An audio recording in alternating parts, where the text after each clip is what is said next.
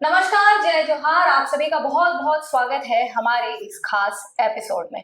जैसा कि आप सभी जानते हैं, हम इस कार्यक्रम के माध्यम से आप सभी के सामने हर बार किसी ऐसी शख्सियत को लाने की कोशिश करते हैं जिनसे समाज डायरेक्ट या इनडायरेक्ट प्रभावित होता है। तो इसी कड़ी में आज हम और हमारी टीम पहुंच चुकी है कांग्रेस भवन, छत्तीसगढ़ के प्रदेश कार्यालय राजीव भवन।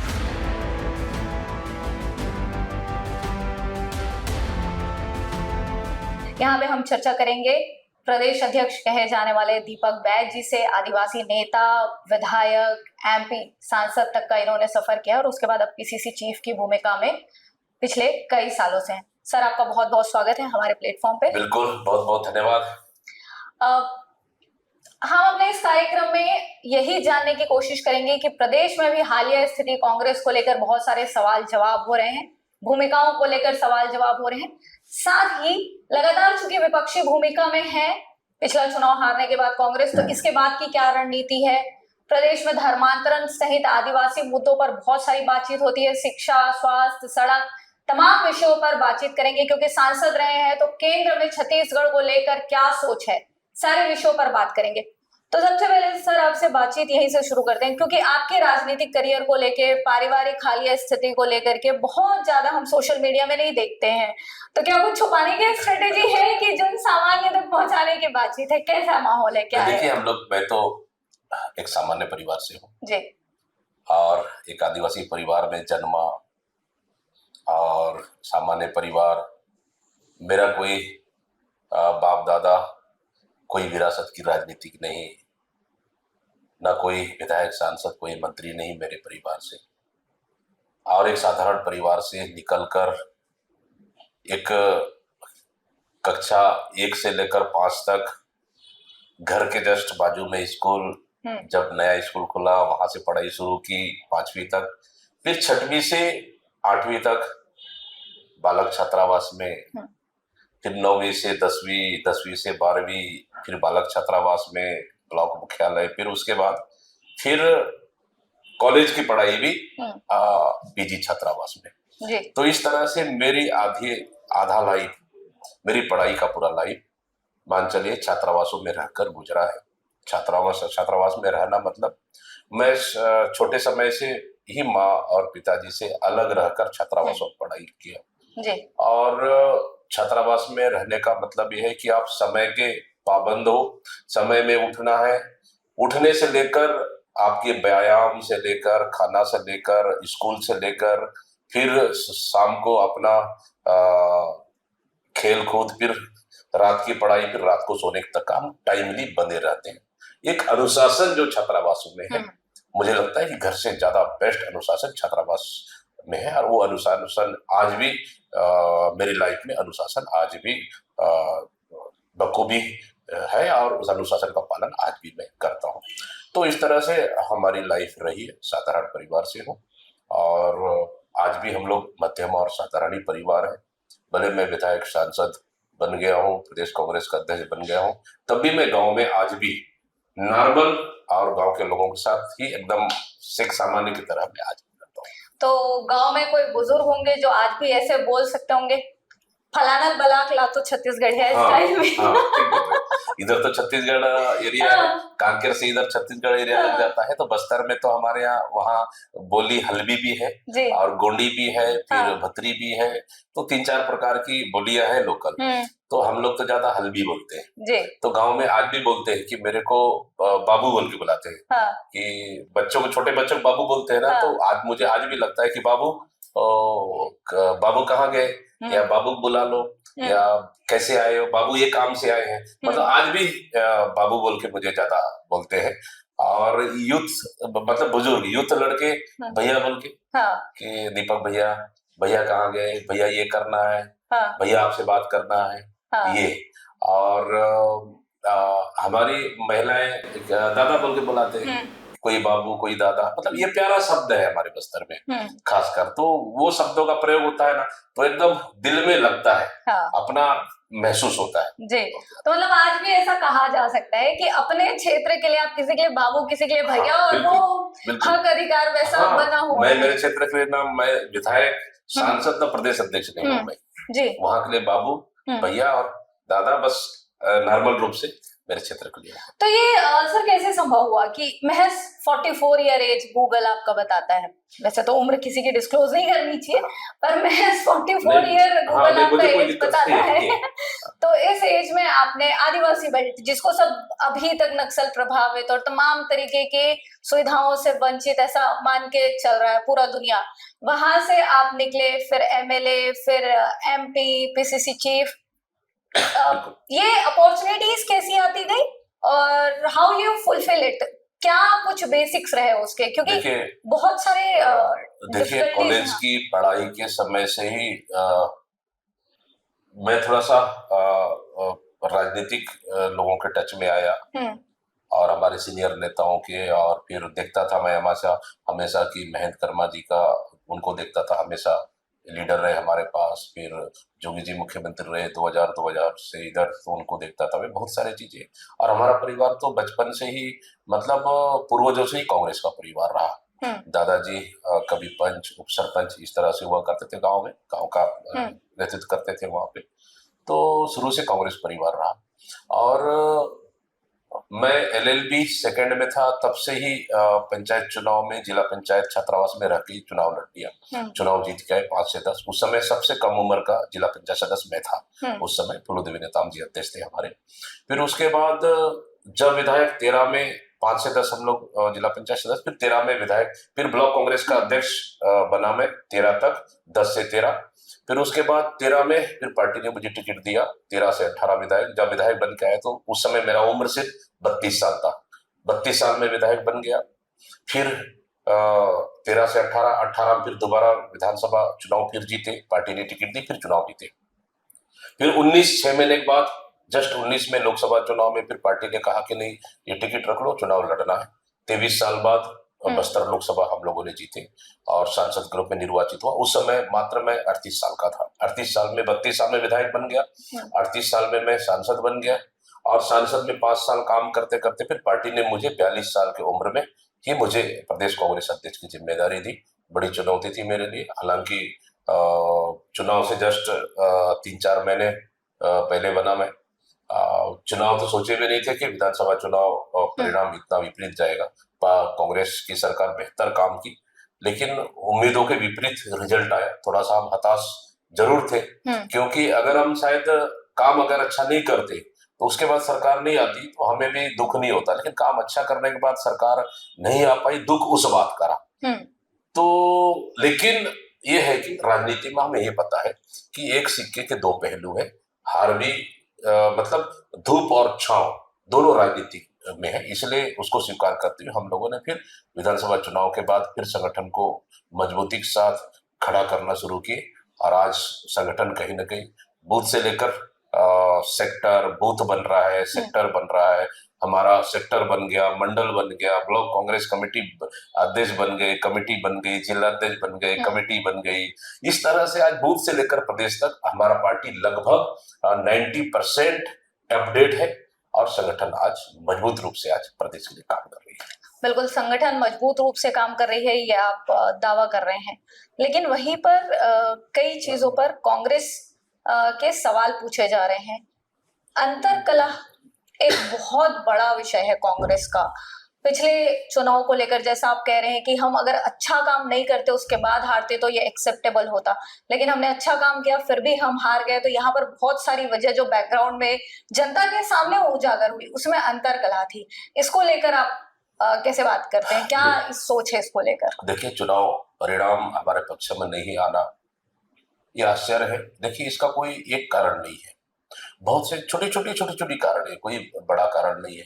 कई अफवाहें हैं, कई जानबूझकर आरोप लगाया गया, अफवाहें फैलाई गई, आरोप लगाया गया जानबूझकर, और उसके बाद फिर थोड़ा सा कहीं ना कहीं कुछ सामंजस्य की भी कमी, ऐसा कुछ चीजें रही, छोटी छोटी कारणें हैं और बहुत सारे कारण है, कोई एक ही कारण नहीं। तो आप मानते हैं कि अंतरकलह कहीं ना कहीं देखिए, मैं समझता हूँ कि अगर उसको घुमा फिरा के बात करने से अच्छा कुछ कमियां अगर रह गई हो को स्वीकार करना ज्यादा बेहतर है, तो मैं स्वीकार करने को तैयार हूं। तो आपके लिए ये बड़ा चैलेंज है, क्योंकि बहुत बड़ी बड़ी हस्तियां हैं जिनका पॉलिटिकल करियर शायद आपसे बहुत विस्तृत बिल्कुल रहा है, बिल्कुल जिसमें बड़ा नाम आता है, चाहे वो पूर्व मुख्यमंत्री भूपेश बघेल का बात करें, टीएस सिंहदेव जी की बात चरणदास करें, या महंत जी का चरण बात, दास महंत जी की बात कर लें, या ताम्रध्वज साहू जी की, लगातार ये बात भी सामने आती रही है कि कहीं ना कहीं चौबे जी के साथ आपका अलग मनमुटाव चला है। तो इन सारी चीजों को लेकर अब आपकी रणनीति क्या है?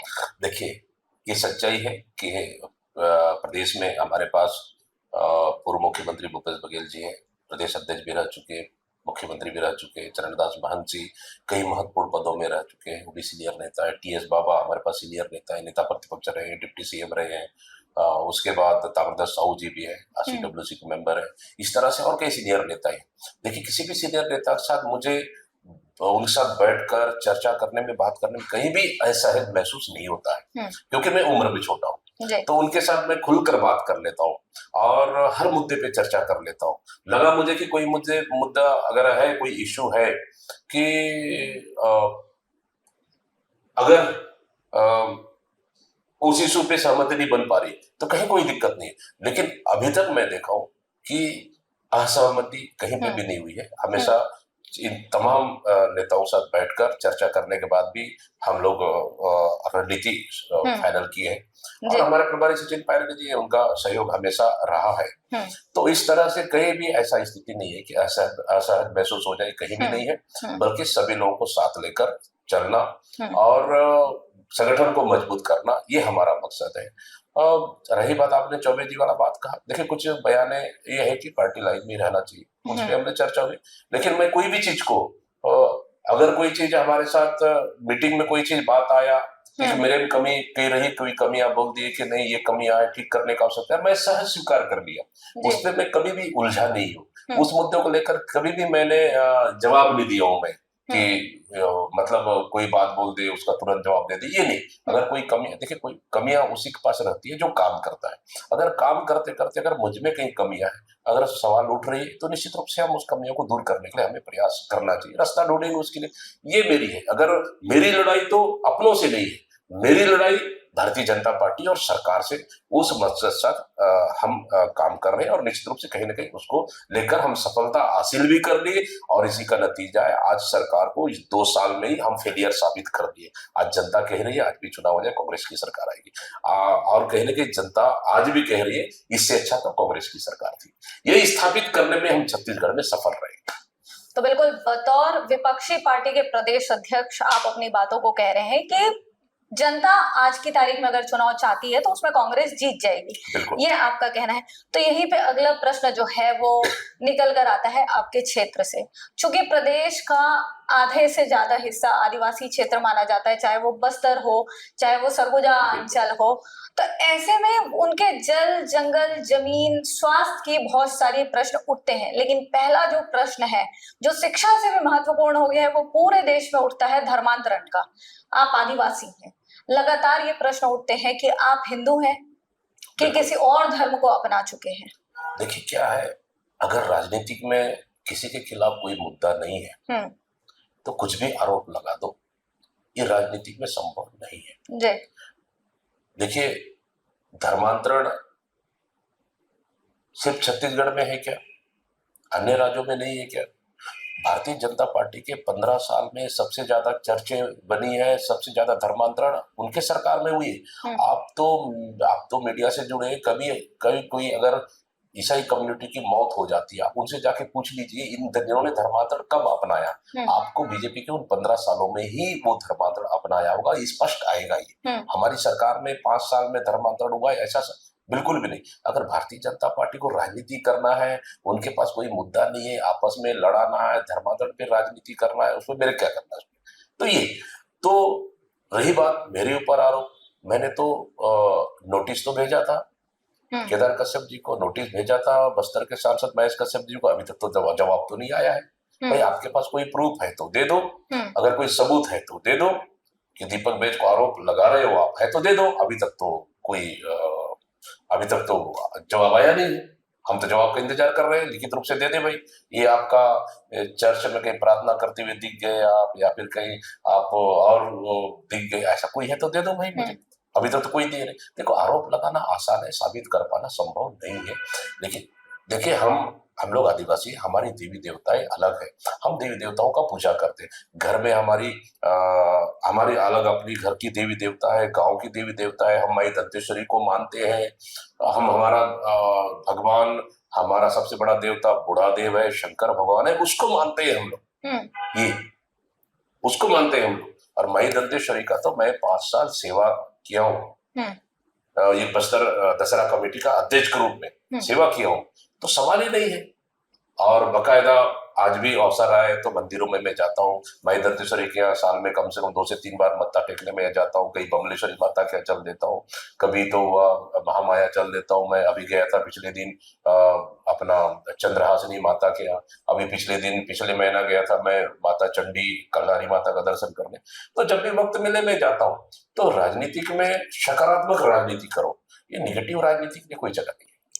बिल्कुल सकारात्मक राजनीति करनी चाहिए, पर लगातार कांग्रेस को अगर हम केंद्र में भी देखें तो बीजेपी कांग्रेस पे लगातार आक्रामक है इस चीज पर कि कांग्रेस हिंदू विरोधी पार्टी है, और इसको स्टैब्लिश करने में आज आप जैसा प्रदेश अध्यक्ष भी अगर मजबूर हो रहे हैं अपना धर्म बताने में, तो कहीं ना कहीं बीजेपी इसमें सफल होती दिख रही है।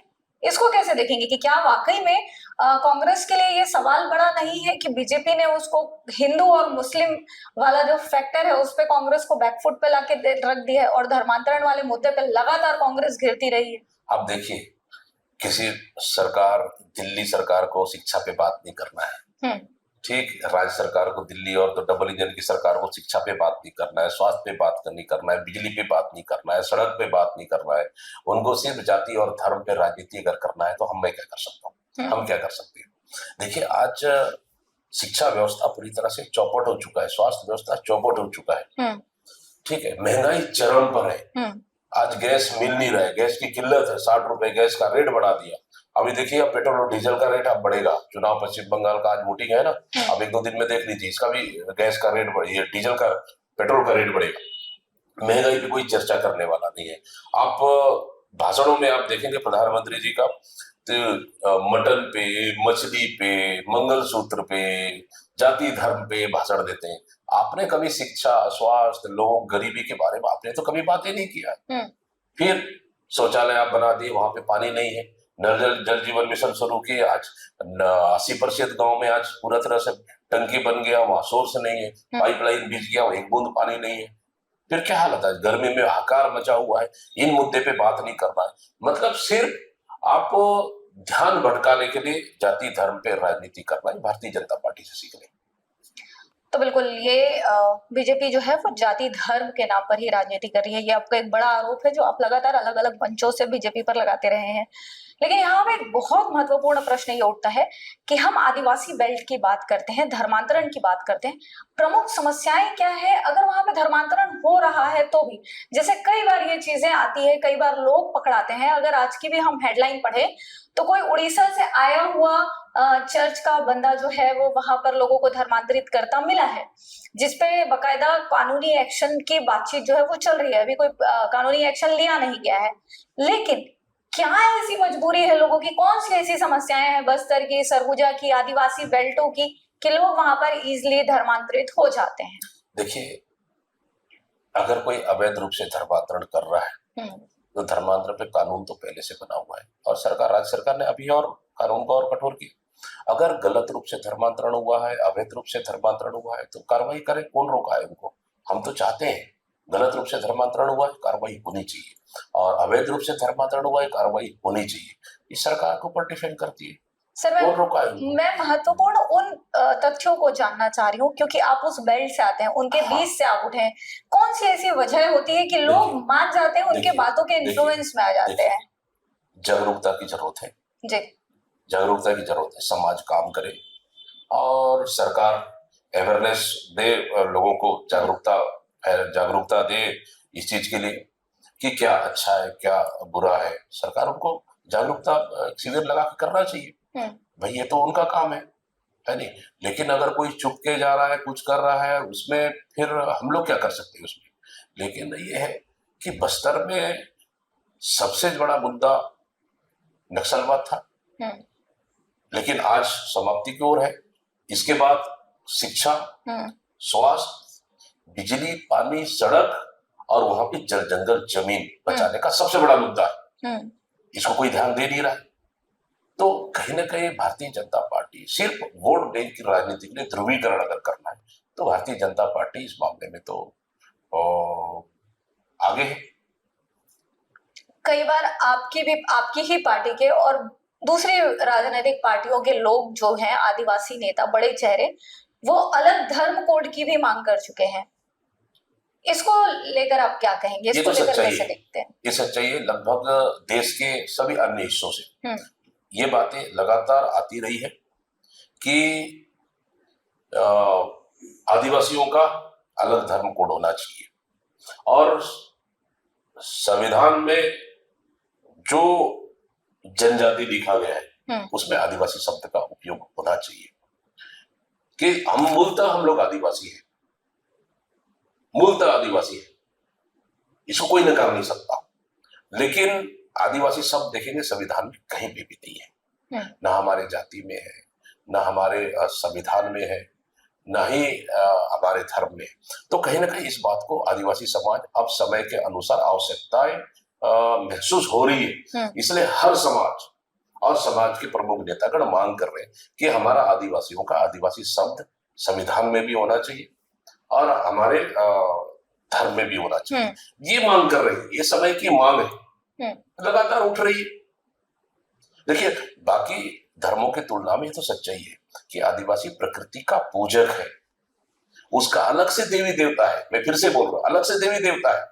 वो अपना घर का देवी को सबसे पहले मानते हैं। हर छोटा सा उनका तीज त्योहार, शादी ब्याह, रहन सहन, बोली, भाषा, पहनावा, सब चीज अलग है उनका, सब चीज अलग है। मतलब अब भारतीय जनता पार्टी तो आदिवासी को आदिवासी मानने को तैयार नहीं। अब वो तो अब वनवासी कहते हैं। मतलब आदिवासी शब्द का पूरा मतलब इस शब्द को ही परिवर्तन करना चाह रही है। वनवासी मानते, हम वनवासी कैसे हो सकते हैं? हम वनवासी नहीं, आदिवासी है। आदिवासी का मतलब जो आदिकाल से जो निवास कर रहा है, रह रहा है, जल जंगल जमीन के साथ उनका गहरा नाता, तो वो आदिवासी है। लेकिन भारतीय जनता पार्टी आदिवासी तो मानने को तैयार नहीं, वो तो वनवासी अपने आप कह रहे। लगातार आदिवासियों की घटती जनसंख्या पर भी एक प्रश्न उठ रहा है, तो इसे लेकर आप कैसे देखते हैं? बिल्कुल चिंता का विषय है कि अबूझमाड़ एक ऐसा एरिया है बस्तर में, ओरछा अबूझमाड़, अभी तक भी वहां सर्वे नहीं हो पाई। हमारी सरकार ने कोशिश की और बहुत से आदिवासियों को वहां पे जमीन का हम लोगों ने पट्टा भी दिए, सर्वे भी कराए, लेकिन फिर भी काम पूरा नहीं हो पाया। तो इस तरह से आदिवासियों की जनसंख्या घटना वास्तव में चिंता का विषय तो है। इसके लिए समाज भी चिंता कर रही है और कहीं ना कहीं आदिवासी नेता भी चिंता कर रहे हैं। भविष्य में इसके लिए आदिवासियों को कैसे संरक्षित किया जाए, ये सबसे बड़ा चिंता का विषय है। जी, लगातार आप जब कह रहे हैं कि आदिवासियों को वनवासी नाम दिया जा रहा है, वहां से नक्सल खत्म किया जा रहा है, जल जंगल जमीन की बात जब की जा रही है आदिवासी क्षेत्रों में, तब बड़ा एक प्रश्न आता है जो लगभग 5-7 डिकेड से चल रहा है कि जो आदिवासी हैं उनको मेन स्ट्रीम में लेके आना है। आप वहां से निकल कर आए हैं, नेता हैं, उनकी आवाज बनकर आप संसद तक पहुंचे, देश का सबसे सर्वोच्च सदन है वो। ऐसी स्थिति में जब हम बात करते हैं मेन स्ट्रीम की, तो वो मेन स्ट्रीम आदिवासियों के लिए क्या है, क्या होना चाहिए? देखिए, उनका हक और उनका हक अधिकार, जल जंगल जमीन खनिज संसाधन, उनको नहीं छीनना चाहिए। देखिए, नक्सलवाद बड़ा इशू था। शुरुआत नक्सलवाद समाप्ति के लिए हमारे कांग्रेस के नेताओं ने शुरू किया। महेंद्र कर्मा जी, आपको ध्यान होगा, सलवा जुडूम के माध्यम से उन्होंने बड़ा जन जागरण अभियान चलाया और कहीं ना कहीं इस मामले में नक्सलियों को बैकफुट में लाए, लेकिन सफलता नहीं मिल पाई। पिछले हमारी कांग्रेस की सरकार ने अनेक स्थानों पर कैंप खोले, वो सड़क बनाए, बिजली पहुंचाए, पीडीएस सिस्टम उनको उपलब्ध कराए, स्वास्थ्य दिए, शिक्षा अंदरूनी क्षेत्र में हम लोगों ने, कहीं ना कहीं ये बड़ा रीजन है। शुरुआत तो वहीं से हुई थी और करीबन ये मान चलिए कि 40 किलोमीटर के दायरे में नक्सलवाद को सीमित करने का काम कांग्रेस की सरकार ने किया और उस 40 किलोमीटर को सफाया भारतीय जनता पार्टी ने किया। हमारे लिए अच्छा है, चाहे हमारी सरकार कर ले चाहे भारतीय जनता पार्टी कर ले। बस्तर के लोगों के लिए तो अच्छा है कि नक्सलवाद समाप्त होना है और नक्सलवाद कहीं ना कहीं आज अंतिम सांसें गिन रही है। तो इसके बाद बस्तर में जल जंगल जमीन खनिज संसाधन को बचाना सबसे बड़ा चुनौती है और सड़कें पहुंचाना उन गांव तक, और उसके बाद बिजली पहुंचाना, फिर स्वास्थ्य व्यवस्थाएं पहुंचाना, वहां सबसे बड़ी चुनौती है। जबकि ये सरकार तो 10,463 स्कूल बंद कर दी। अब अंदरूनी क्षेत्रों में स्कूल बंद करेंगे तो हमारे आदिवासी पढ़ेंगे कैसे? उनके लिए स्वास्थ्य व्यवस्था नहीं करेंगे तो फिर उनको इलाज कराएंगे कैसे? पीडीएस उनको समय चावल नहीं मिलेगा तो कैसे होगा? ये सबसे बड़ी चुनौती है। उनको हक और अधिकार को उनको बचाना, ये सबसे बड़ा चुनौती है। और खासकर खनिज संसाधन को बचाना सबसे बड़ी चुनौती है, जो ये सरकार अपने चहेते उद्योगपतियों को लगातार बेचने जा रही है। चाहे हम सरगुजा, रायगढ़, तमनार को देख ले, इधर कोल माइंस है, बस्तर को देख ले, आयरन ओर है, तो कहीं ना कहीं दोनों माइंसों को सरकार लगातार बेच रही है। इसको बचाना आने वाला समय में सबसे बड़ा चुनौती है। कांग्रेस कैसे कदम उठाएगी इस विषय को लेकर, जनता तक कैसे पहुंचेगी? हालांकि ये तमाम विषय जो हैं वो जनता के पटल पर ऑलरेडी हैं। अगर हम हसदेव की बात करें तो हसदेव को लेकर भी वहां का जो जन सामान्य है वो लड़ाई के लिए उतरा है। पर विपक्षी पार्टी होने के नाते, चूंकि आप प्रदेश में भी विपक्ष में है, देश में भी विपक्ष में है, इन चीजों को बचाने के लिए आपकी क्या रणनीति रहेगी? देखिए, राहुल गांधी जी हमारे नेता इस मामले को लेकर गंभीर है। अभी बैठक में भी चर्चाएं भी हुई, और देखिए हसदेव में भी लाखों पेड़ काटे गए, फिर लाखों पेड़, 6 लाख पेड़ लगभग काटने की और सरकार प्रस्ताव भेजा है। कई आदिवासियों के घर उजारे जा रहे, तोड़े जा रहे। आज रायगढ़ के तमनार में देखेंगे, वहां पे लगातार कोल माइंस को लेकर वहां पे जन सुनवाई चल रही है, बंदूक की नोक पर जन सुनवाई चल रही है। तो कहीं ना कहीं ये बड़ा चिंता का विषय है। देखिए, नो डाउट राज्य की संपत्ति है, वहां की लोगों की संपत्ति है, आदिवासियों की संपत्ति, हमारे राज्य की संपत्ति है। हाँ, चाहे आयरन ओर हो, चाहे फिर हमारे कोल माइंस हो। हमको बिजली उत्पादन करना है, कोल माइंस की आवश्यकता पड़ेगी, लेकिन जितनी आवश्यकता है उतनी आप अलॉट कर लो। जितनी हमको आवश्यकता है उससे 10 गुना, मतलब हमको अभी एक खदानें हमारे पास समाप्त होने की और 2 खदानें हमारे पास एडवांस में ऑलरेडी अलॉट है। उस 2 खदानों पे पहले काम कर लो। लेकिन ऐसा नहीं, 2 खदान अलॉट एडवांस में और कम से कम 20 खदान और एडवांस में हमको चाहिए। कैसे संभव है? मतलब आप सीधा सिर्फ बेचने का काम कर रहे हो, ये संभव नहीं है। क्योंकि क्या एक ही बार में इस 5 साल की सरकार में 5 साल में पूरे खनिज संसाधन का दोहन और पूरी एक साथ खत्म कर दोगे क्या? कम से कम 100 पीढ़ियां चलनी चाहिए, 100 पीढ़ियां चलनी चाहिए, 100 साल चलनी चाहिए। हमारा कोयला, हमारा आयरन ओर, ताकि राजस्व सरकार को आते रहे। लेकिन एक ही बार 1 साल में, 5 साल में आयरन ओर खत्म कर दो, 5 साल में कोयले खत्म कर दो, फिर हम दूसरे राज्यों से भीख मांगेंगे क्या? फिर हमको दूसरे राज्यों से बिजली खरीदना पड़ेगा। तो कहीं ना कहीं हमको हर संसाधन का, खनिज संसाधन कितना उपयोग करना चाहिए, उसका एक मापदंड सरकार को करना चाहिए। लेकिन सरकार उस पे नहीं, सरकार तो बेचने पे तुली है। एक आदिवासी मुख्यमंत्री पूरा प्रदेश को बेच रहा है और एक आदिवासी प्रदेश अध्यक्ष बचाने में लगा है। बस अंतर ही है। बचाने की रणनीति क्या है? देखिए, बचाने की रणनीति यही है कि हम यहाँ के खनिज संसाधन को, जंगल को कटने नहीं देंगे। आवश्यकता अनुसार सरकार उपयोग कर ले, हमें कोई दिक्कत नहीं है। लेकिन आदिवासियों को बेघर कर और यहाँ के जंगल को बेधड़क से आप काटेंगे और कोल माइंस और खनिज संसाधन को बेधड़क से आप अपने चाहते उद्योगपति को देंगे, इसके लिए बिल्कुल भी मंजूर नहीं है। इसके लिए कांग्रेस पार्टी चाहे केंद्र में हो, चाहे यहाँ छत्तीसगढ़ में, लड़ाई लड़ रही है। और निश्चित रूप से उन आदिवासियों के साथ हम लोग और गाँव वालों के साथ बराबर खड़े रहेंगे और इसको बचाने के लिए हम लड़ाई लड़ेंगे। लगातार 5th शेड्यूल एरियाज की भी बात होती है, तो इसको जन सामान्य कैसे समझे कि उनके अधिकार में? बिल्कुल, देखिए एकदम सही सवाल आपने किया। देखिए, सरगुजा और हम बस्तर में हमारे पास 5वीं अनुसूची लागू है। 5वीं अनुसूची लागू है। 5वीं अनुसूची में ग्राम सभा को पावर दिया गया है। ग्राम सभा के सहमति के आधार पर ही हम उसके बाद आगे बढ़ेंगे। लेकिन अभी ये दोनों डबल इंजन की सरकार, दिल्ली और राज्य सरकार ने, इनको 5वीं अनुसूची से कोई मतलब नहीं है, इनको ग्राम सभा से कोई मतलब नहीं है, अपने चाहते उद्योगपतियों को दे देना है। तो सबको दरकिनार कर बंदूक की नोक पर ये खनिज संसाधनों को सौंपना चाह रही है। ये सबसे बड़ा चिंता का विषय।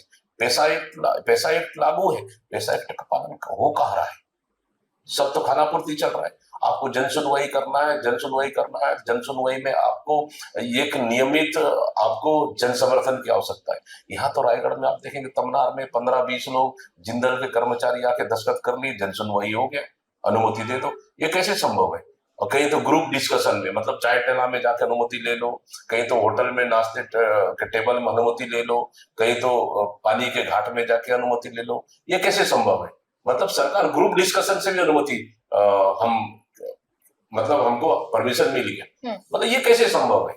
मतलब इस तरह सब नियम कानून ताक में रखकर सरकार बंदूक के नोक पर खनिज संसाधन का हड़पने का काम कर रही है, जबकि प्रदेश में आदिवासी मुख्यमंत्री है और उस आदिवासी क्षेत्र से आते हैं, उस क्षेत्र से सांसद भी रहे, लेकिन उनको इससे कोई सरोकार नहीं है। मुख्यमंत्री तो नाम मात्र का है, लेकिन सरकार तो दिल्ली से चल रही है। ये बड़ा आरोप है कि मुख्यमंत्री नाम मात्र है और सरकार दिल्ली से चल रही है। ये बात हुई पूरे आदिवासी क्षेत्रों की, जहां से आप आते हैं। छत्तीसगढ़ का लगभग 50% एरिया जो है वो आदिवासी क्षेत्र है। अब बात करते हैं थोड़ी संगठनात्मक। बीजेपी जब भी कोई कार्यक्रम करती है उसको युद्ध स्तर पर करती है, चाहे वो अपना संख्या बल बढ़ाने का काम हो सदस्यता अभियान के जरिए, चाहे वो बूथ और पन्ना प्रमुख तक बनाने का काम हो। इस क्षेत्र में कांग्रेस कहां तक पहुंच पाई है? देखिए, भारतीय जनता पार्टी का कोई अपना व्यक्तिगत जनाधार नहीं है। मैं तो समझता हूँ भारतीय जनता पार्टी में आरएसएस को हटा दो और उनके बहुत से छोटे छोटे विंग है। आरएसएस है, वनवासी कल्याण आश्रम है, शिशु मंदिर है, ऐसे बहुत सारे, विश्व हिंदू परिषद है, बजरंग दल है, इसको हटा दो, भारतीय जनता पार्टी कहीं भी नहीं। तो भारतीय जनता पार्टी के मेन नींव ये संगठन है। ये संगठन उनके काम करते और ये बिना पॉम्पलेट और पोस्टर के। भारतीय जनता पार्टी तो सिर्फ प्रोपोगेंडा, षड्यंत्र रचने में, प्रोपोगेंडा करने में माहिर। अगर ये नीचे इस संगठन को हटा दे, भारतीय जनता पार्टी कहीं भी नहीं है। लेकिन इस समय कांग्रेस पार्टी जो हम लोग से चूक हुई पिछले समय, वो चूक हम लोग नहीं कर रहे। अभी तो 2.5 साल हो गया इस सरकार का। 2.5 साल में हम लोग इस सरकार के खिलाफ आक्रामक रूप से लड़ाई लड़कर इस सरकार को हम लोग फेलियर साबित कर दिए और बचा अभी 2.5 साल है। 2.5 साल में हमारे पास पर्याप्त वक्त है। अभी हम लोग बूथ भी बना रहे हैं, बूथ की कमेटी, बूथ अध्यक्ष, बूथ की कमेटी बना रहे हैं। हमारा पंचायत विलेज कमेटी बन रहा है, सेक्टर बन गया, मंडल बन गया, मंडल कमेटी बन गया, ब्लॉक कमेटी बन गया, जिला अध्यक्ष, जिला कमेटी बन गया। अब पीसीसी में कमजोर कड़ी को हम बाहर करेंगे। इस तरह से अपडेट हमारा पार्टी हो रहा है। मैं स्वयं एक अध्यक्ष होने के साथ मैं 90 प्रदेश के 90 बूथों में, विभिन्न जिलों में जाकर 90 बूथों में मैं स्वयं बूथ अध्यक्ष बनाया और करीबन 50 से अधिक ग्राम पंचायत, विलेज पंचायत और वार्ड कमेटी में बनाया। तो सोच सकते हैं कि कांग्रेस पार्टी कितनी गंभीर है। निश्चित रूप से स्ट्रक्चर जबरदस्त तैयार हो रहा है और हमारा हर कार्यक्रम को देखेंगे। स्वपुर्त हमारा कार्यकर्ता आज आकर हर कार्यक्रम को सफल बना रहे हैं। उसी का नतीजा है कि आज भारतीय जनता पार्टी को हम लोग 2 साल में फेलियर साबित कर दिया। सरकार बैकफुट में है। बिल्कुल, सरकार बैकफुट पे है। लेकिन एक और महत्वपूर्ण प्रश्न, चूंकि आप बातचीत के दौरान बार बार आरएसएस का जिक्र कर रहे हैं, तो लगातार ये देखने को मिलता है कि आरएसएस बीजेपी के बैकग्राउंड में वर्क करती है। सिमिलर इसी तरीके की कुछ चीजें सेवा दल को लेकर कही जाती थी कांग्रेस के लिए कुछ समय पहले तक, लेकिन आज वो सेवा दल बहुत कम दिख रही है, या यूं कहें कि दिख नहीं रही है। उसके दिखने की कैपेसिटी नगण्य होती जा रही है दिन ब दिन। तो इसको लेकर आप क्या कहेंगे? बैकग्राउंड में क्या सेवा दल और कांग्रेस के बीच में आजकल बन नहीं रही है, या सेवा दल किनारे हो चुका है और कांग्रेस की? हमारे पास संगठन सेवा दल है, एनएसयूआई है, यूथ कांग्रेस है, महिला कांग्रेस है, फिर हमारा मेन बॉडी है। उसके अलावा कुछ फ्रंटल हमारे पास टीम है। लेकिन सेवा दल एक ऐसा संगठन है जहां ग्राउंड लेवल पर काम करती है। तो उसको कहीं ना कहीं हम लोग को दुरुस्त करने की आवश्यकताएं हैं और उसके लिए भी हम लोग प्लान कर रहे हैं। उसको भी दुरुस्त हम लोग करेंगे ताकि हमारे पास एक ऐसा संगठन है सेवा दल जो सिर्फ सेवा भावना से ही काम करती है। और वो सेवा दल अगर कोई जुड़ गया उसमें, तो मैं समझता हूँ आजीवन कांग्रेस की विचारधारा से कभी बाहर नहीं हो सकता। तो सेवा दल ही एक मजबूत आधार हमारे पास है। इसको और मजबूत करने की आवश्यकता है। इसको हम लोग मजबूत करने के लिए प्लानिंग आने वाले समय में कर रहे हैं। जी बिल्कुल, प्लानिंग आप लोग आने वाले समय में कर रहे हैं। यहाँ पे एक महत्वपूर्ण प्रश्न ये बन जाता है कि क्या इन चीजों को ट्रैक करने में, क्योंकि बीजेपी लगातार 2014 से चुनाव जीत रही है। कुछ प्रदेश तो ऐसे हैं, जैसे अगर हम गुजरात की बात करें, मध्य प्रदेश की बात करें, या छत्तीसगढ़ में एक बार भूपेश बघेल जी की सरकार आ गई, कांग्रेस की सरकार आ गई, लेकिन कुछ प्रदेश पूरे देश में ऐसे है जहाँ पे एक बार बीजेपी काबिज हुई तो हटने का नाम नहीं ले रही। तो कांग्रेस क्या अभी तक वो टेक्निक क्रैक नहीं कर पाई है जीत की, या बीजेपी के पास ऐसे कौन से टेक्निक्स है? देखो क्या है, भारतीय जनता पार्टी सिर्फ भारतीय जनता पार्टी चुनाव नहीं लड़ रही है। उनके साथ आज चुनाव आयोग मिला हुआ है, उनके साथ ईडी मिला हुआ है, उनके साथ सीबीआई मिला हुआ है, सेंट्रल की जितनी एजेंसियां हैं सबको साथ लेकर वो मैदान में उतर रही है। तो फिर अगर चुनाव आयोग जैसे निष्पक्ष संस्था जो चुनाव कराने की जिम्मेदारी है, अगर वो भारतीय जनता पार्टी से मिली हुई, फिर आप निष्पक्षता को उम्मीद कैसे करेंगे? मतलब एक तरफ कांग्रेस और दूसरी तरफ पूरी सरकारी संस्थाएं और भारतीय जनता पार्टी एक तरफ। आप देखेंगे बंगाल चुनाव में 2 लाख से ऊपर सेंट्रल फोर्सेस वहां पे भेज दिया गया है और छप्पे छप्पे में सेंट्रल फोर्स। क्या वो बंगाल, क्या कश्मीर से ज्यादा खतरनाक एरिया है क्या? सबसे बड़ा सवाल।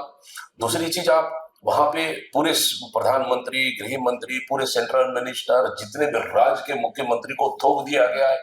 मंत्रियों को, छत्तीसगढ़ से कई मंत्रियों को ड्यूटी लगाया गया है। मतलब, और एक एक घरों में 5-5, 10-10 हजार रुपए पैसा दे रहा। महिलाओं के खातों में चुनाव से आचार संहिता लगा हुआ है, उनके खातों में 10,000 रुपए भेजना। आप बिहार में देखेंगे, आप असम में देखेंगे 9 हजार खाते में भेजना। क्या आचार संहिता का उल्लंघन नहीं है क्या? और चुनाव आयोग मन बैठा हुआ है।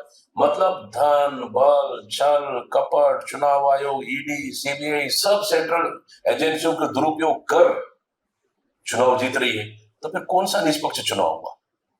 अब लगातार कांग्रेस आरोप लगा रही है निष्पक्ष चुनाव नहीं हो रहे हैं देश में।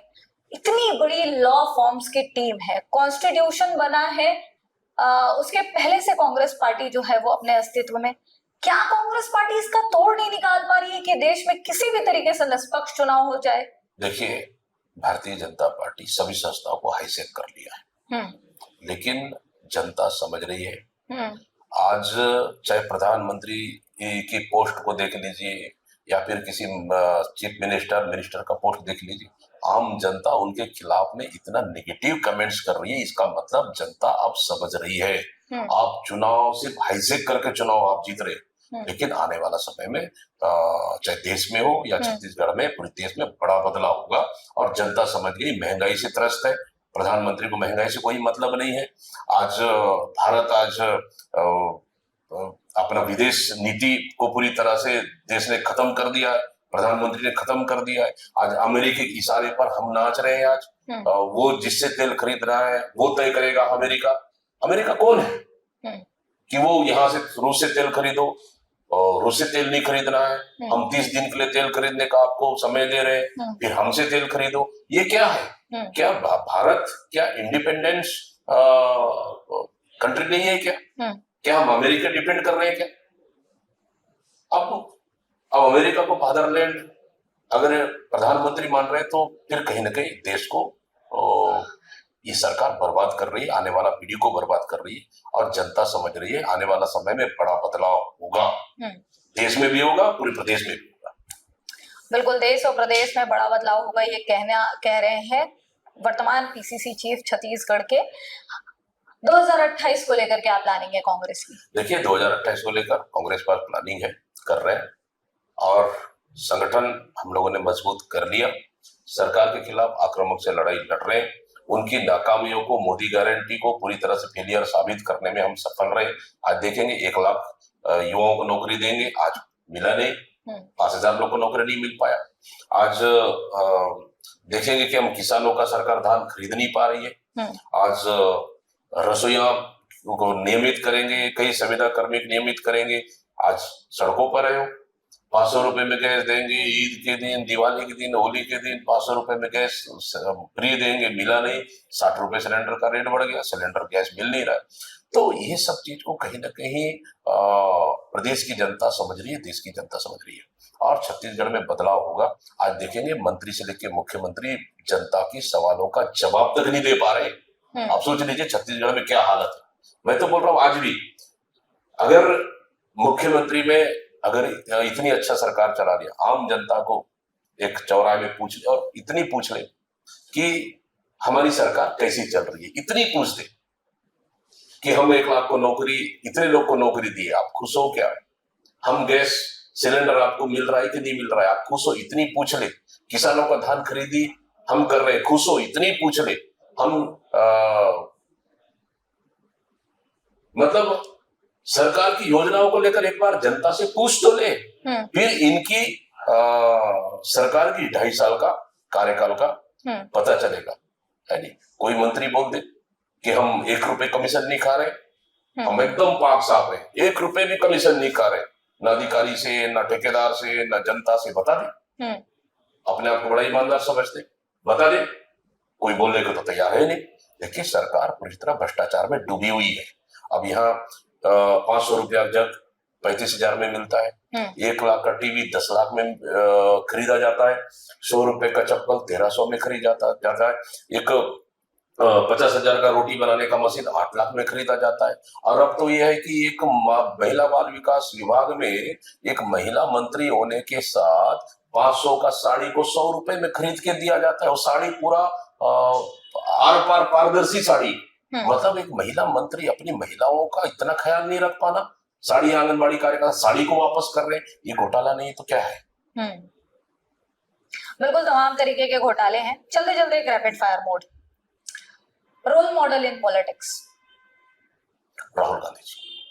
क्वालिटी? बेस्ट, ईमानदार, मेहनती, जुबान के पक्के और निडर। एक शब्द में बस्तर? बहुत सुंदर। बस्तर तो हमारे लिए जन्नत है। आपकी पॉलिटिकल महत्वाकांक्षाएं? सिर्फ जनसेवा, ईमानदारी के साथ। पद नहीं रहा तो? कोई दिक्कत नहीं, पद संगठन मेरे लिए सबसे पहले प्राथमिकता, और पद पोस्ट मेरे लिए बाद में। परिवार की राजनीति?